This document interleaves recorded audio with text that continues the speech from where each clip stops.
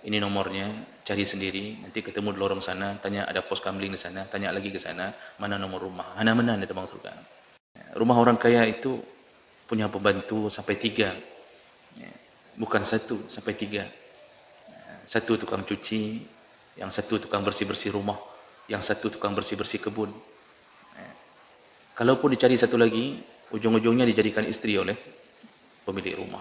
Hang kutim gampang yang itu keluar kalimat ike dah pertama itu, langsung down darah kita. Ya. Ini langsung down ke bawah. Lagak tapi pungo ke becut. Paling kurang waktu beli es teler, jangan pikirkan untuk keluarga diri sendiri saja. Beli 2 bungkus lagi lebihkan. Nanti kasih ke tetangga-tetangga yang miskin. 5 orang mereka 1 rumah, pahala mereka penuh untuk kita semuanya. Jadi jangan hanya pikirkan supaya kita sendiri yang teler, buat orang lain juga teler.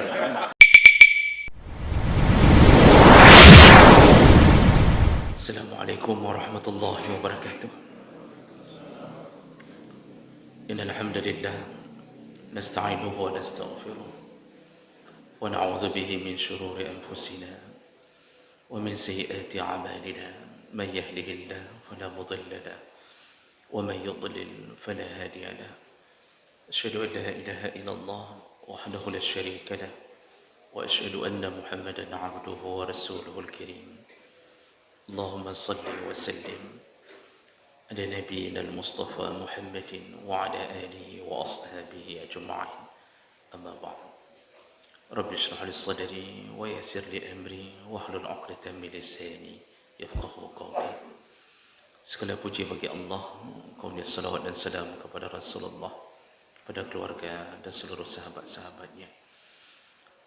Jemaah salat subuh yang Allah muliakan, alhamdulillah kita diizinkan Allah untuk masuk ke dalam Ramadan, dan hari ini kita telah berada di hari ketiga Ramadan.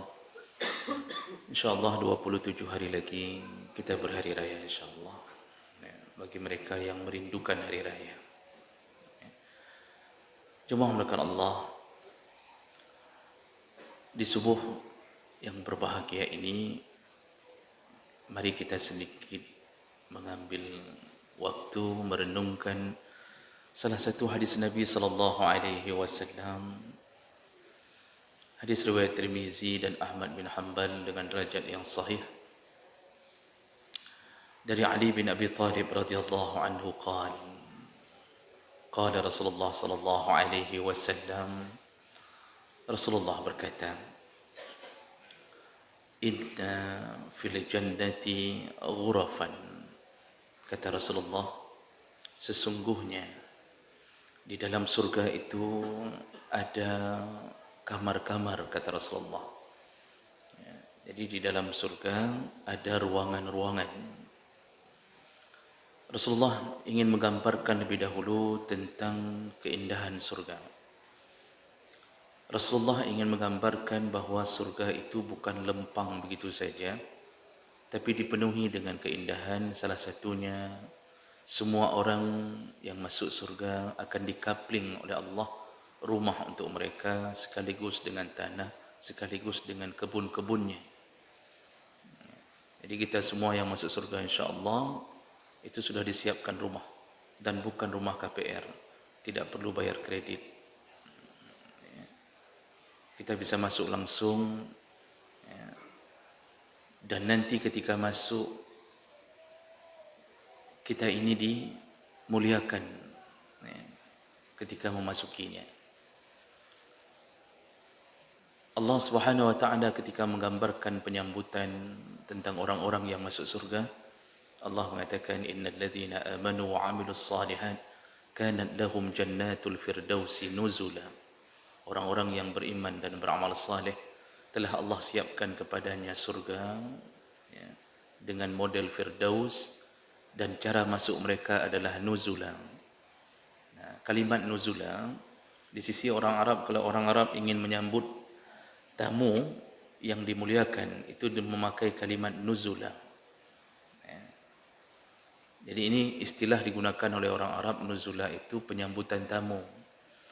Maksud Allah, kita ini masuk surga, itu disambut oleh malaikat, disambut dengan baik, dilayani dengan luar biasa. penuh dengan keistimewaan.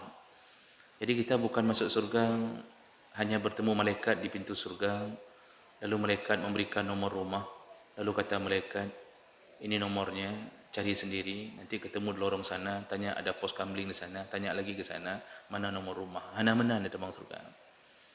Diantar, nuzulah itu diantar, ya, seperti disambutnya tamu, ya, kemudian dihidangkan.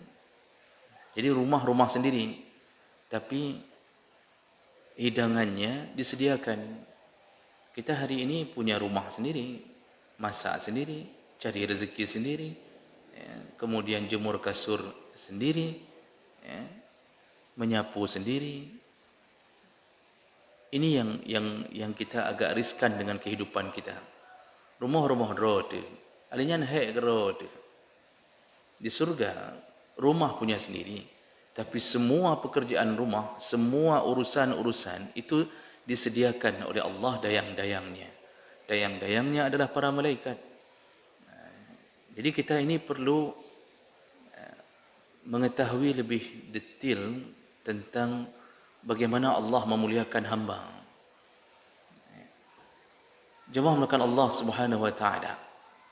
Di dunia saja, begitu kita punya harta sedikit lebih dibandingkan orang lain, kita ingin dilayani habis-habisan. Rumah orang kaya itu punya pembantu sampai 3, bukan 1 sampai 3. 1 tukang cuci, yang 1 tukang bersih-bersih rumah, yang 1 tukang bersih-bersih kebun.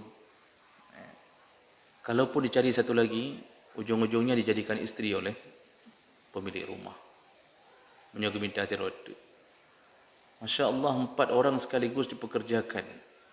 Itu orang kaya. Kita di surga, itu pelayannya, itu seluruh malaikat yang Allah siapkan. Dan tidak perlu ada masa penungguan untuk mendapatkan. Sehingga banyak hadis-hadis Nabi SAW itu yang menyebutkan ada penduduk surga yang masih ingin bertani. Ada penduduk surga, Nabi pernah menceritakan dalam salah satu hadis sahih, ada penduduk surga masih ingin bertani. Jadi dia melapor ke Allah, ya Allah, aku ingin bertani kembali. Maksudnya dia rindu ingin melakukan hobinya di dunia. Nah, Allah berikan izin, silahkan. Cuma bedanya di surga ketika orang ingin bertani, begitu dicampakkan bibit, itu dalam sekejap melebihi kedipan mata, kata Rasulullah, itu sudah tumbuh jadi padi. Hari itu tanam, hari itu panen. Detik itu tanam, detik itu panen. Jadi semuanya serba instan. Itulah surga. Jadi jemaah mereka Allah, Nabi ingin pertama sekali menggambarkan tentang begitu indahnya kehidupan di surga. Dan itu takarannya 99% dibandingkan dengan keindahan nikmat kita hidup di dunia.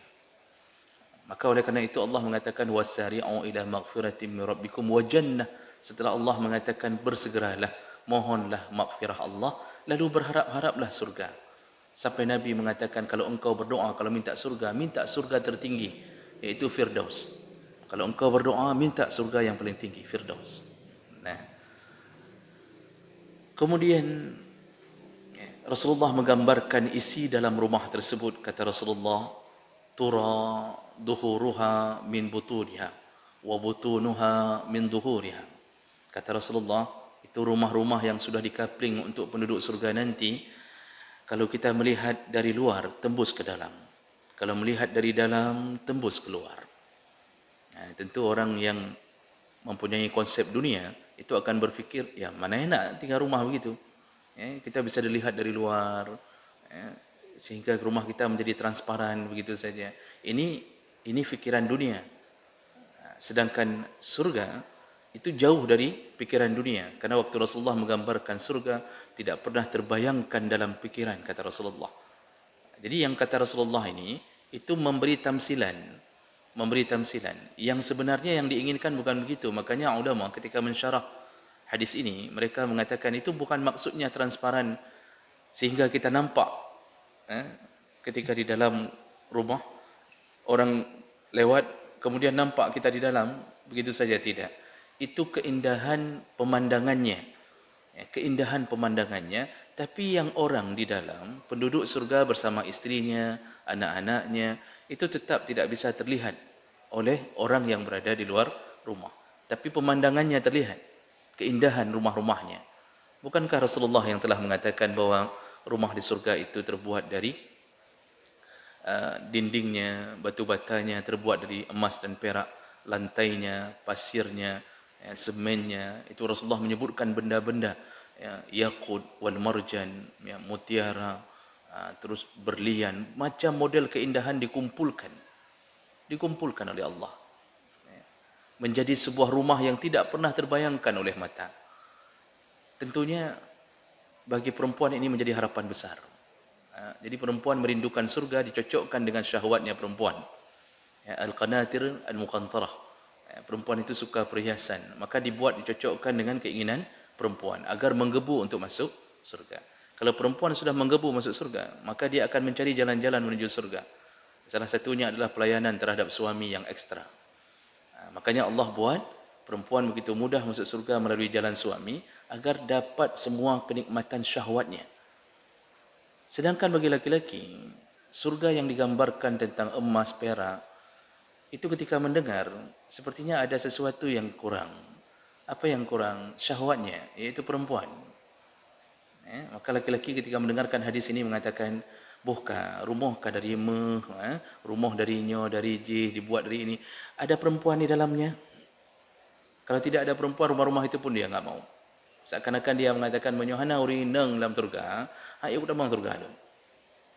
Nah, ini syahwatnya laki-laki. Zuina linnas hubbus syahwat minan nisa. Nah, disitulah Allah seimbangkan perempuan, yaitu isteri-istrinya sendiri, plus bidadari yang Allah telah disediakan untuk para laki-laki. Maka seimbanglah semua syahwat yang ditahan-tahan hari ini, diambil kembali di waktu di akhirat. Nah, ini tipe rumah di surga. Kita punya kebun, dan kebun itu adalah zikir kita. Hasil zikir kita, sekali zikir keluar satu batang kurma. Beribuan kali zikir kita punya ribuan batang kurma. Itu konsep menanam di dunia, mengambil di akhirat. Nah, setelah Rasulullah menggambarkan keindahan tentang surga nanti, lalu kemudian waqala al-a'rabiyyu. Ketika mendengar itu, ada seorang Arab Badui. Dalam bahasa Arab itu kalau disebut pakai alif, A'rabiyun, itu yang dimaksudlah Arab Badui, Arab pinggiran. Kalau tidak dipakai alif, Arabiyun, itu Arab, orang Arab yang berpendidikan, Arab kota. Kali ini dalam hadis itu disebut oleh Ali bin Abi Thalib, wa qala al-a'rabiyyu, ada seorang Arab Badui. Arab Badui itu istilahnya perangainya agak sedikit-sedikit kasar, tegas. Memang mereka begitu kehidupannya. Orang tinggal bab binih laut menyebab katanya. Orang tinggal di binis laut itu begitu kadang-kadang, panggilannya. Tapi orangnya kadang-kadang hatinya baik. Nah, apa kata orang Arab Badui ini kepada Rasulullah? Qal, liman hiya ya Rasulullah. Jadi dia tidak bertele-tele, dia langsung ingin mengejar pernyataan Rasul. Jadi langsung dia memotong bicara Rasul dengan mengatakan, liman hiya ya Rasulullah. Itu yang tadi engkau sebutkan tentang surga, keindahannya, rumahnya, kamarnya, itu untuk siapa ya Rasulullah? Untuk siapa? Pertanyaan ini menunjukkan bahawa para sahabat hidup dulu ketika mendengarkan surga, itu kerinduan mereka memuncak untuk mendapatkannya. Jadi mereka tidak menunggu penjelasan tentang surga yang selengkapnya, langsung mereka bertanya yang kesawanya. Itu rumah tadi itu untuk siapa? Maksudnya, bagaimana cara kami mendapatkannya? Apakah itu bisa jadi milik kami atau tidak? Dulu sahabat kalau bertanya, itu memang untuk dilaksanakan. Jadi pertanyaan-pertanyaan sahabat, bagaimana cara kami masuk surga? Apa amal yang harus kami lakukan untuk masuk surga? Itu kalau sudah dengar, mereka langsung melaksanakannya. Hari ini, Masya Allah, dalam sebuah pengajian, ada orang bertanya berulang-ulang. Itu sudah 20 tahun tanya masalah riba. Kali tak jawab 20 tahun kali tak jawab riba itu haram. Yang orangnya tetap tidak keluar dari lembaga itu. Itu dalam pengajian, Masya Allah, orang tanya tentang baju ketat, orang tanya tentang hukum ini, hukum itu. Yang dia tetap dalam dunia itu. Jadi Tanya kemangat peruat tanai. Bukan tanya untuk mengaplikasikan, hanya tanya untuk sekedar meramaikan pengajian. Dulu ketika ditanya, itu langsung diaplikasikan, mana halal, mana haram. Makanya kenapa orang hari ini tidak mendapatkan istiqamah, keberkahan seperti masa Nabi, karena keinginan hati untuk berubah itu sedikit sekali. Dia tahu, tapi dia tidak mau berubah. Jadi jemaah maka Allah, orang Arab Badui ini bertanya, untuk siapa rumah itu ya Rasulullah? Di situ Rasulullah mulai menjawab, rumah itu, rumah-rumah di surga itu, penghuni surga itu, yaitu diperuntukkan untuk mereka yang punya 4 sifat. Diperuntukkan untuk mereka yang di dunia punya 4 sifat. Siapa mereka? Yang pertama, sifat yang pertama, kata Rasulullah, yaitu liman atabal kalam, yaitu orang-orang yang ketika hidup di dunia, pembicaraannya, tutur bahasanya adalah tutur bahasa yang tayyib, yang baik. Jadi pertama sekali, penghuni surga punya sifat menjaga urusan lidah. Dia tidak bicara dengan pembicaraan yang batil. Dia bicara dengan pembicaraan yang baik. Pembicaraan yang keji, yang batil, itu adalah pembicaraan yang melawan tuntunan syariat. Jadi kalau bicara mengupat, memfitnah, mengadu domba, mengejek, menyindir, menyinggung, atau apapun yang sifatnya membuat ada orang yang tersakiti, ini pembicaraan yang tidak baik. Rasulullah sallallahu alaihi wasallam mengatakan tentang dahsyatnya pengaruh lidah. Kata Rasulullah, setiap pagi menjelang,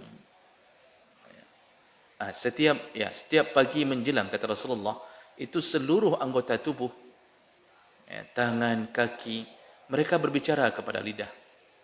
Mereka mengatakan kepada lidah, wahai lidah, kami tergantung padamu. Kalau engkau melakukan perkara yang baik, maka kami ikut masuk ke dalam surga bersamamu. Tapi ketika engkau melakukan perkara maksiat, maka kami pun ikut ke neraka bersamamu. Ini menunjukkan bahawa anggota tubuh sendiri saja yang paling dekat dengan lidah, itu saja khawatir tentang perbuatan lidah. Kaki baik, tangan baik, lidah buruk. Terpaksa tangan dan kaki ikut lidah ke neraka. Kan tidak mungkin dalam neraka cuma lidah sendiri, lalu tangan, kaki di dalam surga, lidah muik-muik dalam neraka. Dia kata yang malaikat, lidah sahaja. Kah tidak mungkin lagi. Jadi nempel kembali. Dia nempel kembali. Makanya diingatkan oleh anggota tubuh yang lain, engkau adalah puncak masalah kami. Ini berbahaya. Makanya lidah ini, kata Rasulullah, may yadmanu li baina lihayatai wa baina fakhizai udhamminu lahul jannah. Barang siapa yang bisa menjaga di antara kedua lidahnya, di antara kedua rahangnya, dan di antara kedua pahanya, kujamin dia masuk surga. Kujamin, kata Rasulullah. Jadi disuruh jaga oleh Rasulullah 2 perkara. Di antara 2 rahang, yaitu lidah, dan di antara 2 paha, yaitu kemaluan. Ini 2 benda yang paling sering berbuat maksiat. Dan ini puncak daripada maksiat. Kalau 2 benda ini mampu kita jaga, maka selamatlah kita di dunia. Sekaligus kita akan dimuliakan di akhirat. Jadi jemaah maka Allah Subhanahu wa taala, penghuni pertama punya sifat, penghuni surga pertama, ia punya sifat di dunia pembicaraannya baik. Jadi selain tidak menyinggung syariat, melawan syariat, dia juga punya pembicaraan yang tutur bahasanya halus, lembut. Kata Rasulullah sallallahu alaihi wasallam, innar rifqa idza wada'ahu fi syai' yuzayyin. Kelembutan diletakkan dimanapun pasti menjadi sebuah perhiasan, pasti menjadi sebuah kebaikan. Kelembutan dimanapun diletakkan pasti baik. Kita ini pasti suka semua yang lembut, semuanya. Mulai dari benda, perilaku pasti lembut. Kita kalau cari istri, pasti cari istri yang lembut. Tidak ada seorang pun yang berharap mendapatkan isteri yang kasar. Ya. Kalau ada seorang perempuan cantik yang kita mungkin terpana dengannya, tapi ketika dia mulai bicara, jadi kita melihat Masya Allah, dia luar biasa tampilan fisiknya. Begitu dia mulai bicara, ikena. Begitu dia keluarkan kalimat pertama, ikena, hangkutim ngagampangnya misalnya bukan. Itu keluar kalimat ikena pertama itu, langsung down darah kita. Ya. Ini langsung down ke bawah. Lagak tapi pungo ke becut. Itu contoh barang. Begitu juga seorang isteri, tidak ada yang mau suaminya adalah orang yang kasar. Walaupun mungkin dia kerja kasar, tapi dia tetap berharap di rumahnya adalah seorang yang lembut. Lembut pada isteri, lembut pada anak-anaknya. Ya. Satu-satunya laki-laki yang tidak disukai kelembutannya adalah bencong. Selain itu semuanya diharapkan bergaya lembut, tapi bencong tidak diharapkan. Karena itu salah tempat. Jadi jemaah maka Allah Subhanahu wa taala, makanya Aisyah radhiyallahu anha mengatakan tidak pernah tangan Rasulullah sallallahu alaihi wasallam melayang ke kami. Maksudnya semua isterinya Rasulullah tidak pernah pukul, tidak pernah apapun. Beliau cuma mengangkat tangannya di medan perang, kata Aisyah. Beliau itu tegas dengan orang kafir, dengan isteri subhanallah, lembutnya minta ampun. Sampai-sampai muncul hadis, masa habis wuduk sempat-sempatnya Rasulullah mencium kening isteri, mencium istrinya. Tidak disebut kening dalam hadis itu. Sempat-sempatnya habis wuduk mencium isteri. Dan dia tidak mengulang wuduknya. Lalu hadis ini diambil oleh beberapa ulama mazhab untuk dijadikan sandaran bahawa tidak batal wuduk. Tapi di sisi mazhab Syafi'i masih batal dengan pertimbangan-pertimbangan yang berbeda. Dengan dalil-dalil yang berbeda. Jadi jemaah melakukan Allah yang mau kita bilang apa? Begitu romantisnya Rasulullah, lembutnya. Habis wuduk sempat-sempatnya mencium istrinya. Kalau kita fikirkan, kena wadai ada semayang dia tiada. Tapi Masya Allah, begitulah Rasulullah. Maka kita ini kelembutan dalam berbicara, tutur bahasa, itu nomor satu. Nomor satu, dalam segala hal. Orang yang lembut bicaranya, tutur bahasanya baik, itu bisnisnya biasanya lancar. Bisnisnya lancar, kemudian urusan dengan dosen lancar, walaupun bangai. Tapi dia dengan dosen, Masya Allah, baiknya sekali waktu bicara. Orang kalau jualan yang paling lembut, paling banyak lakunya. Walaupun mahal. Dan orang lembut, paling banyak menemukan korban untuk ditipunya. Itu bagi mereka yang punya kelembutan, tapi jahat di hati. Jadi, lembut itu disukai dimanapun. Dimanapun. Kita kalau pilih kipas angin, itu pasti kipas angin yang lembut. Kita tidak suka kipas angin besi yang begitu kita tekan, kita terlempar keluar. Itu kita tidak suka. Kita pasti menyukai permadani lembut. Makanya kenapa permadani ini diganti? Dulu kasar permadani ini, Pak. Hari ini alhamdulillah terganti dengan lembut. Kenapa? Kita suka yang lebih lembut. Jadi bicara itu, tutur bahasa harus baik. Itu penghuni surga. Jangan suka melakukan maksiat dengan lidah. Tahan-tahanlah. Jadi fakir qabla an ta'zima. Kata orang Arab, pikir dulu sebelum ngomong. Ini ngupat atau tidak? Ini fitnah atau tidak? Jadi aib orang itu jangan dijadikan sebagai sumber kita, sumber kehidupan kita. Cukup pikirkan aib diri sendiri sehingga kita tidak banyak omong tentang aib orang lain. Baik, jemaah maka Allah itu sifat penghuni pertama. Sifat penghuni kedua, kata Rasulullah, penghuni surga itu yaitu wa ta'amat ta'am. Sifatnya ketika hidup di dunia, dia suka memberi makan. Itu penghuni surga, ciri-ciri penghuni surga. Di dunia suka beri makan. Beri makan ini bisa bentuknya sedekah, bisa bentuknya hibah, bisa bentuknya hadiah. Bahkan hal-hal yang hari-hari kita lakukan, mentraktir kawan, itu termasuk salah satu ciri penghuni surga. Suka memberi makan. Sedangkan yang ditraktir, itu biasanya bukan penghuni surga. Kecuali dia mentraktir kembali. Karena ada tipe orang yang sukanya ditraktir terus-terusan. Tapi tidak pernah mentraktir. Sehingga orang yang mentraktir menandainya, memblacklistnya. Nya menyota, pakat kedai kopi, baik dapat pakat leji. Hantam dibayar metiga. Jadi orang yang selalu ditraktir itu tidak disukai. Orang pelit, manusia tidak suka, malaikat tidak suka. Buktinya Rasulullah mengatakan setiap hari, ma min yaumin illa al-malakani yanzilan. Tidak ada satu hari pun kecuali engkau didampingi oleh dua orang malaikat, kata Rasulullah. Malaikat pertama mendoakan orang yang suka memberi makan atau memberi sedekah. Apa doanya? Allahumma a'ti munfiqan khalafa. Ya Allah, gantilah orang yang dermawan ini, gantilah hartanya dengan yang lebih baik, ya Allah. Makanya orang dermawan itu selalu lebih baik, lebih baik. Ya, orang dermawan tidak pernah bangkrut di dunia dan di akhirat. Orang ahli sedekah, dia fikir uangnya hilang dengan memberikan 300.000, 400.000 per hari, tapi tidak pernah hilang. Tidak pernah. Ya. Bahkan Allah ganti dengan rezeki-rezeki yang berbeda.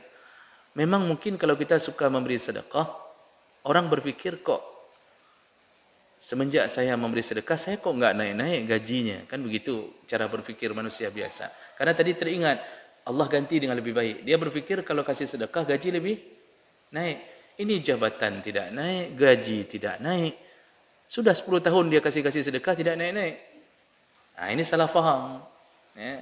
Itu harus ikut pengajian lagi. Jangan sekali ini aja ikutnya. Ikut lagi berikutnya, ikut lagi berikutnya. Sehingga mendapatkan jawabannya. Rezeki itu tidak hanya bentuknya harta. Allah kalau balas rezeki dari orang yang suka bersedekah, itu bukan hanya dengan membalas kembali, dikembalikan harta. Allah bisa balas dengan kesehatan. Allah bisa balas dengan keberkahan. Yang seharusnya dalam catatan Allah, kita ini akan terkena penyakit kanker. Seharusnya dalam catatan Allah. Tapi karena kita menjadi ahli sedekah, yang kanker itu kalau operasi, ya, itu bisa mencapai mungkin ratusan juta. Mungkin kita akan terfikir untuk berangkat ke luar negeri untuk operasi. Ratusan juta. Tapi semenjak kita menjadi ahli sedekah, Allah bisa hapus sendiri catatan amal, catatan itu untuk seorang hamba ini. Yang ratusan juta itu Allah hapuskan. Jadi selayaknya ke depan dia akan mengeluarkan 200 juta tapi tidak jadi. Hanya gara-gara ahli sedekah.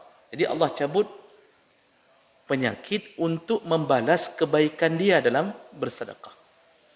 Bisa jadi Allah Subhanahu Wa Taala membalas sedekah kita. Seharusnya anak kita itu butuh biaya untuk melanjutkan sampai S3. Itu bisa mencapai mungkin ratusan juta. Tapi karena ayahnya ahli sedekah, maka Allah buat anaknya dapat beasiswa, lulus sana, lulus tes ini, lulus tes itu, sehingga S1 beasiswa, S2 beasiswa, S3 beasiswa. Hidupnya dalam keadaan ditanggung terus-terusan. Harusnya itu kita yang keluarkan. Kenapa? Ayahnya ahli sedekah. Yang seharusnya seorang istri itu mungkin akan mengeluarkan dana banyak, boros.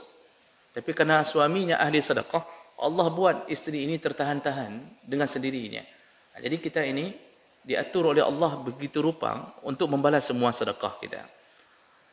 Tidak ada sedekah yang rugi. Nah, itu doa malaikat pertama mendoakan. Malaikat kedua itu berdoa sebaliknya. Kata malaikat yang kedua, Allahumma a'ti mumsikan talafa. Ya Allah, hancurkan harta orang yang pelit ini. Ya Allah, hancurkan. Jadi malaikat saja minta dihancurin. Apalagi orang yang sesama kita hidup di dunia.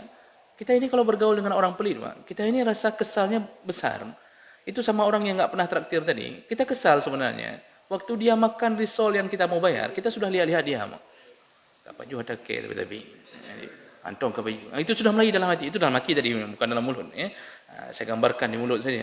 Jadi, begitu kita melihat orang pelit itu, kesal rasanya. Ya.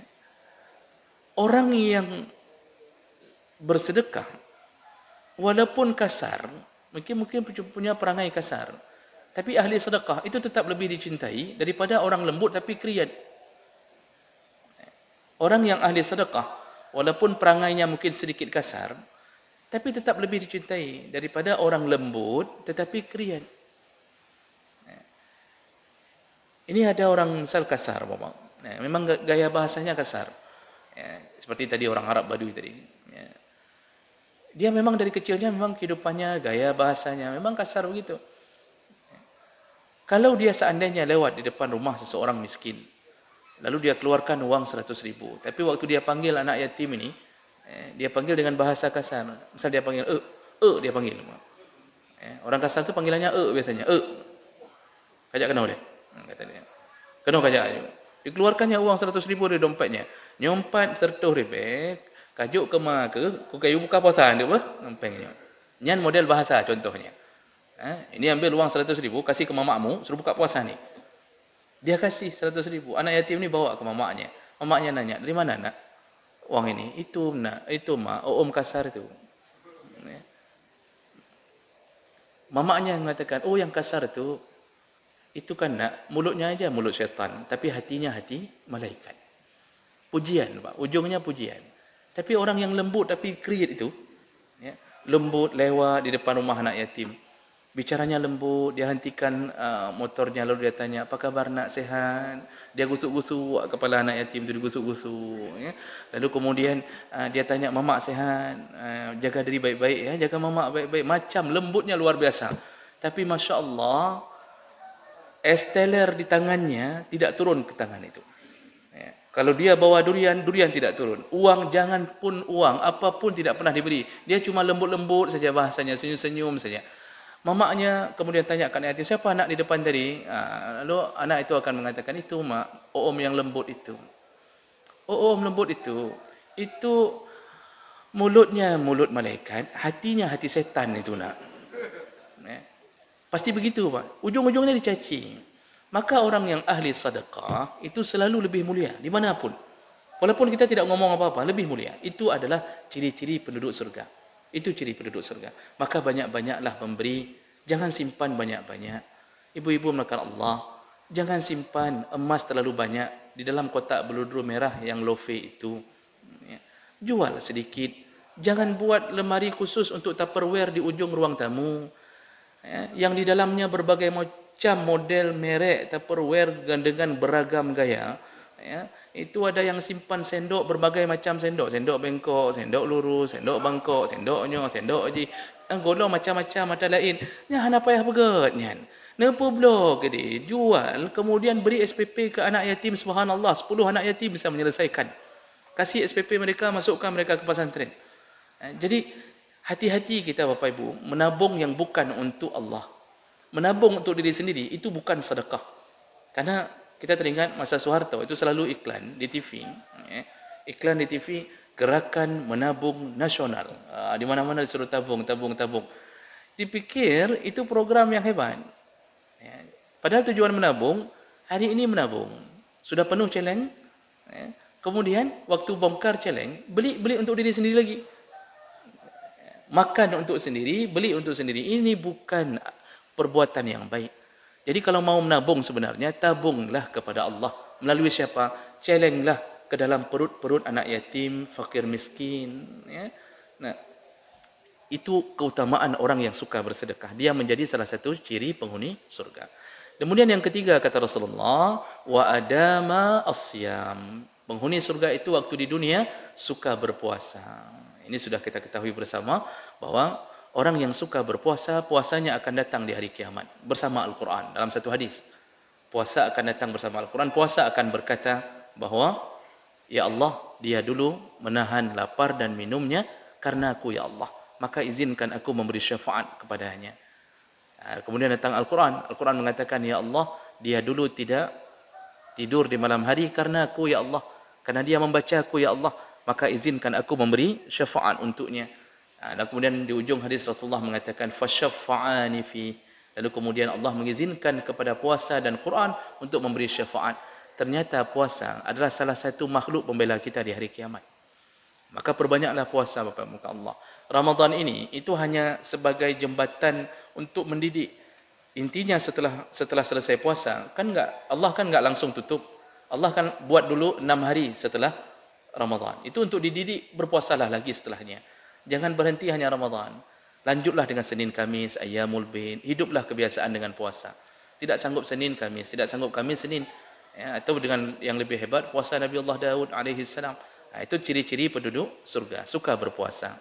Dan yang terakhir kata Rasulullah, ciri yang terakhir penduduk surga, di dunia sifatnya wasalla bil-lail wan-nasu niyam. Dia suka salat di tengah malam ketika orang-orang sedang tertidur. Nah, jadi ternyata qiyamul lail, ahli tahajud adalah ciri-ciri orang yang akan masuk surga dan mendapatkan rumah-rumah dalam surga Allah.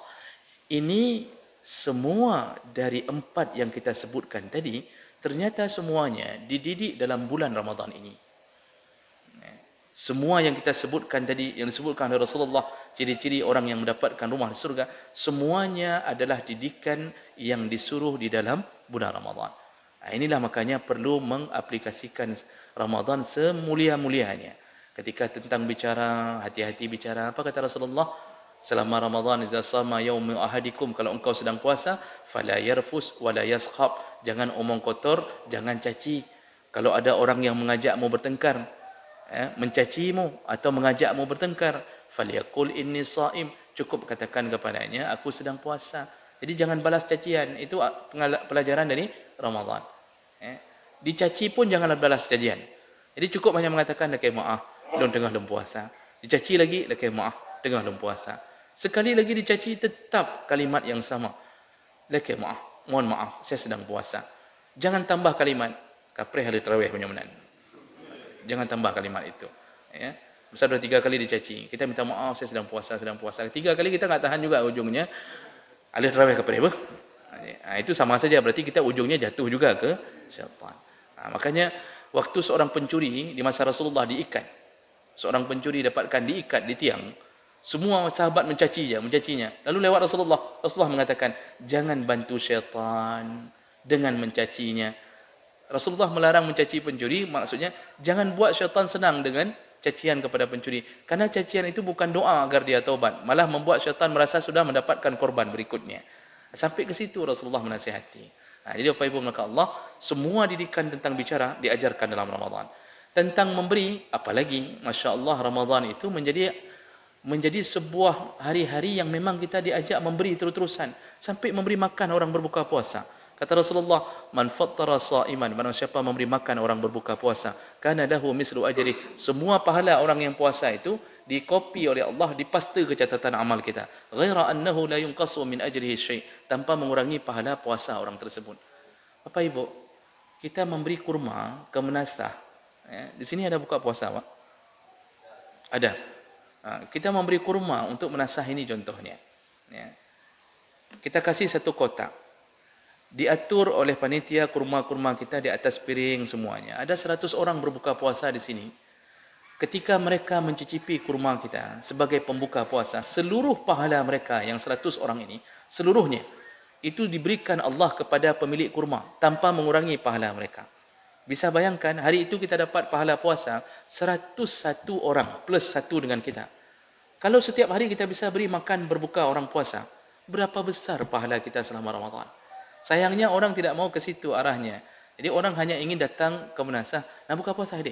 Kita buka puasa hari mendang. Nak buka puasa masjidnya. Kita buka puasa hari. Itu sama seperti kami mahasiswa waktu di Mesir, Pak. Posisinya sama. Jadi di mana ada masjid di Mesir itu kalau bulan Ramadan, semuanya membuka Maidatul Rahman di masjid-masjid. Tugas kami adalah mengatur jadual selama 30 hari di mana buka puasa. Hari pertama buka puasa masjid ini, hari buka, begitu tugas kami. Wajar, kami memang termasuk golongan orang-orang yang waktu itu belum mampu memberi. Tapi kalau hari ini masih berulang, masih terasa mahasiswanya, betul kan? Jadi kalau hari ini hanya ganti-ganti masjid, nak buka puasa, nak buka puasa, nak buka puasa. Sekarang harus rubah mindset, kita memberi ke masjid ini, beri ke masjid ini, beri ke sini, beri ke sana. Paling kurang kalau enggak sanggup beri ke masjid untuk mendapatkan pahala besar-besar, paling kurang waktu beli es teler, jangan pikirkan untuk keluarga diri sendiri saja. Beli 2 bungkus lagi, lebihkan. Nanti kasih ke tetangga-tetangga yang miskin. 5 orang mereka satu rumah, pahala mereka penuh untuk kita semuanya. Jadi jangan hanya pikirkan supaya kita sendiri yang teler. Buat orang lain juga teler. Gimana cara orang lain berteler sih? Gimana cara? Jadi itu perlu difikirkan. Buanglah harta dalam Ramadan. Itu didikan terbaik. Itu didikan terbaik. Memberi makan orang di dalam Ramadan. Nah, kemudian masalah puasa itu sudah pasti diajarkan Allah selama puasa. Nah, sampai qiyamul lail itu ahli jannah, itu orang penghuni surga, suka qiyamul lail. Dalam Ramadan diajarkan agar terbiasa qiyamul lail, disuruh dirikan tarawih. Kita belum apa-apa tarawih kita, Bapak Ibu maka Allah. Tidak ada apa-apanya dibandingkan tarawih sahabat. Tidak ada apa-apanya. Umar bin Khattab mengumpulkan tarawih pertama sekali berjamaah, dia suruh 2 orang imam, yaitu Ubay bin Ka'ab dan Tamim Ad-Dari. Ubay bin Ka'ab dan Tamim Ad-Dari. Apa yang diceritakan? Masya Allah, tarawih mereka itu baru bubar menjelang subuh. Tarawih mereka baru bubar menjelang subuh. Kita kalau berani bubar menjelang subuh, saya yakin malam besok tarawih enggak ada yang datang 1 orang pun masjid ini, Pak. Saya yakin sekali, 1000% saya yakin. Panjang bubar, karena subuh baru bubar. Hana tahu je ali tengok. Lebih agak sembahyang subuh aja mereka daripada tarawih hampir subuh. Nah, jadi jemaah mereka Allah, berjuanglah untuk menjadi penghuni surga. Berjuanglah. Tidak sanggup berjuang dengan badan, berjuanglah dengan harta. Mudah-mudahan Allah kumpulkan kita kembali di dalam surganya. Amin ya rabbal alamin. Subhanakallahumma bihamdik asyhadu an la ilaha illa anta astaghfiruka wa atubu ilaik. Wassalamu alaikum warahmatullahi wabarakatuh.